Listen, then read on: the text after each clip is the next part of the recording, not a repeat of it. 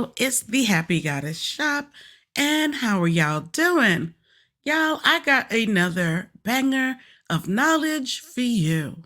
Okay, this is another big, huge piece of concrete evidence of why African spirituality in America had to be stopped. Hoodoo, voodoo, all of that stuff had to be squashed, okay? We all had to be converted to Christianity, and there was a big major reason why they wanted it. Fear, scared, nervous, and the fact that spirituality, African spirituality, when practiced right by the right leaders, was so powerful it could change the very fabric of America. Let's get into it. Yes. It's a village along the Suriname River. And when I got there, I found out they were telling me that no white people are allowed in there. No. I wanted to find out why the name Dahomey to that village, knowing that there is a country in Africa that used to be called Dahomey, but currently the name is changed to Benin. So we wanted to know the linkage between the name Dahomey in Africa and Dahomey in Suriname. Okay. So far I have heard from my... Hold on. Do you notice the color of the roofs are blue, or they appear to be blue in a certain light?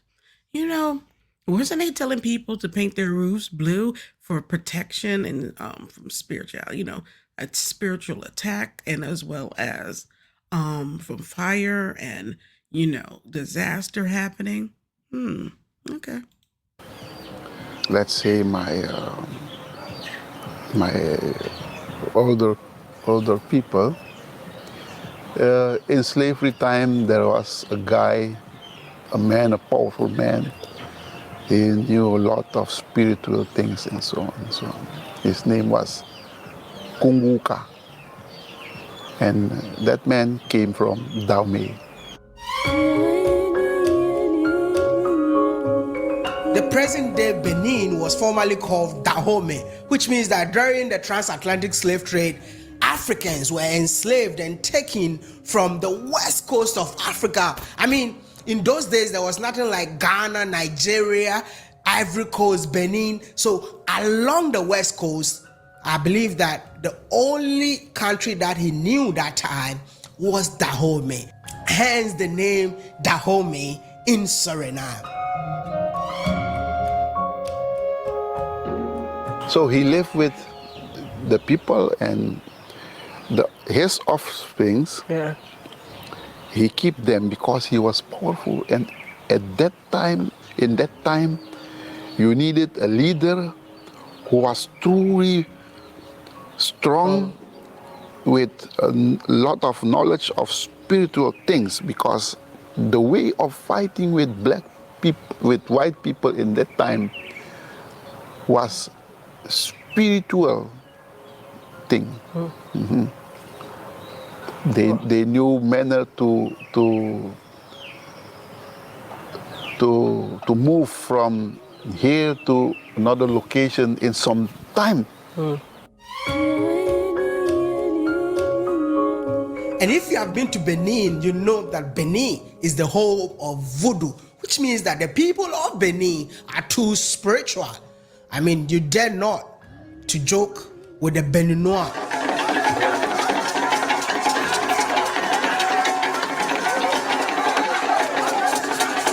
I strongly believe that the kingdom of Dahomey is alive, and it's alive in Suriname. I mean, this is why our job is so important in terms of connecting the dot, bridging the gap between Africans on the continent and Africans in the Caribbean. These people who is living at Dahomey, they are the offspring of that man. The last village that they made is this one. So they name it after the man, after the land from where their ancestor came. That is Dahomey. But why is a white person not allowed in the village? the man who has the, let's say, the spiritual medium, he was not anymore alive when the peace treaty was signed. So he himself didn't make peace with white folk, and everything what was his, also the spiritual things. So that also makes me think, when you have people trying to come in and use spirituality that is not from their line, you have to be very careful, because like this guy who founded this village, he did not make peace. A lot of the ancestors, the original, I'm talking about the original people who came from West Africa to here during slavery. They did not make no peace with white people. They did not make no peace. They didn't make any peace. When they died, they probably weren't happy with white people when they passed on. Hoodoo and voodoo was used as a means to fight oppression. The ancestors were angry, upset, and you would be too if you were stolen and taken somewhere and told that you cannot practice, and you cannot practice your religion. And not only that, I'm going to change your name, and I'm going to, over time, erase everything that you are and make you into what I want you to be. So I don't understand. These people, the very foundation and roots in which voodoo and hoodoo comes from, I don't think a lot of these people made peace with white folks. I don't think they made peace. I don't. And you know what? Can you blame them? Now, me personally, I have no issue. None whatsoever. None.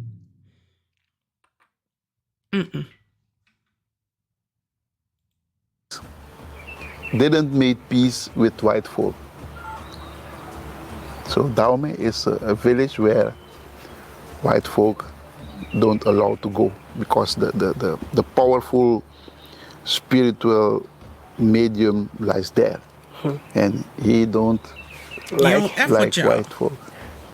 Okay. Every white folk who goes in, he see them like Enemy. Yeah.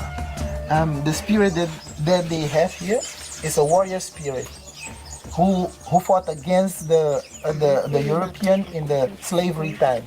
And every time that the warrior spirit see white people, he get aggressive, so they want to fight. That's why they don't allow white people to come here. What will happen if a white person comes in? Death. He will die. Huh?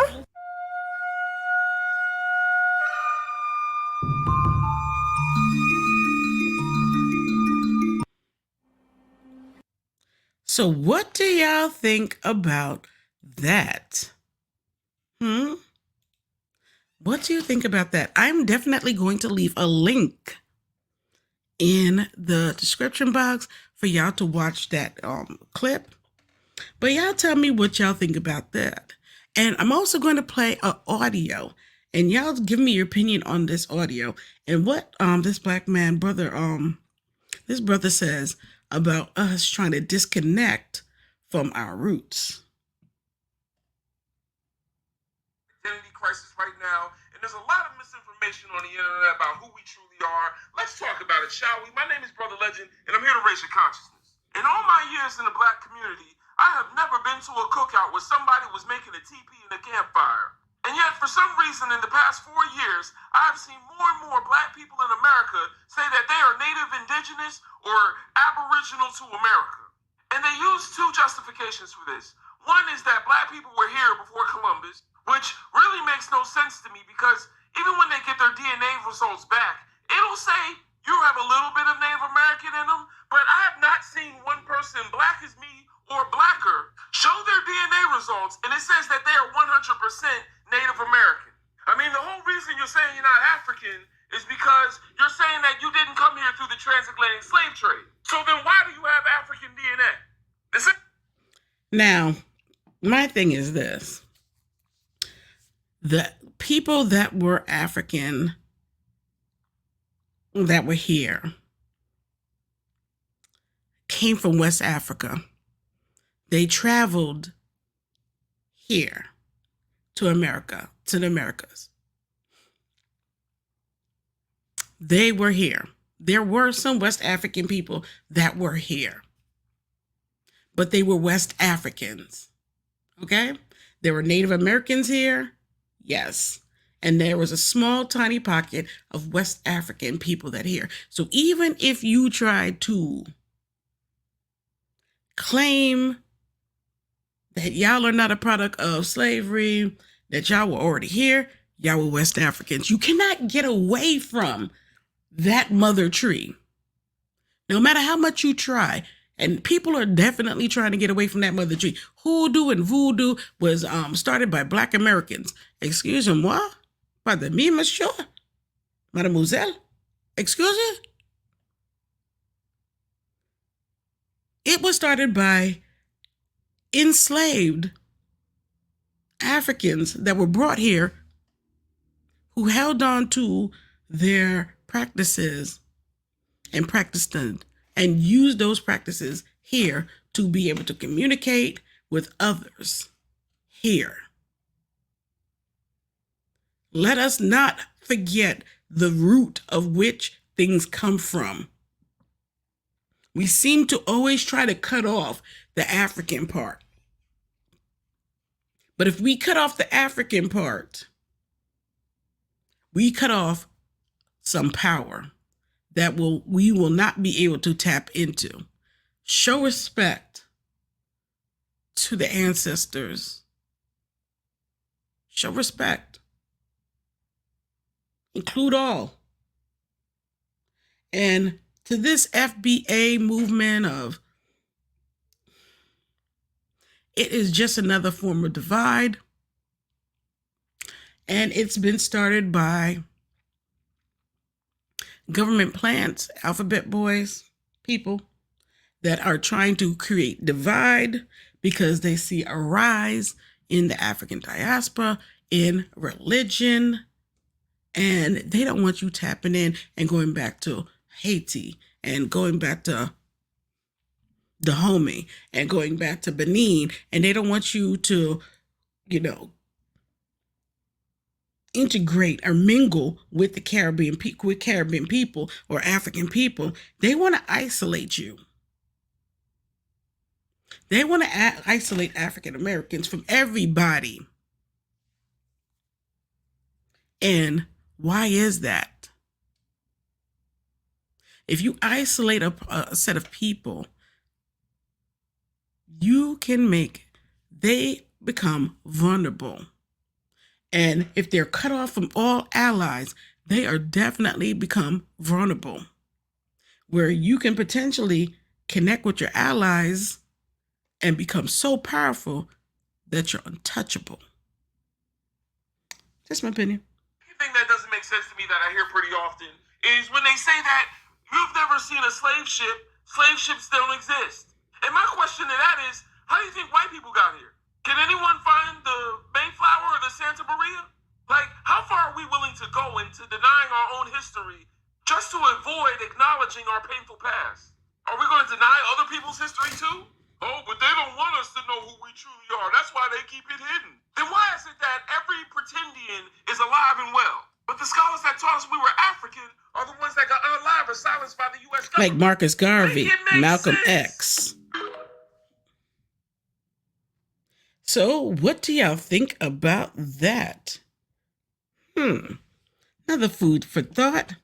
Y'all come below and tell me what y'all think about this, and I'm going to make sure I include the link for that documentary that brother put out. Y'all have a blessed Sunday, and I will talk to you soon. Ashe, ashe, ashe, ashe.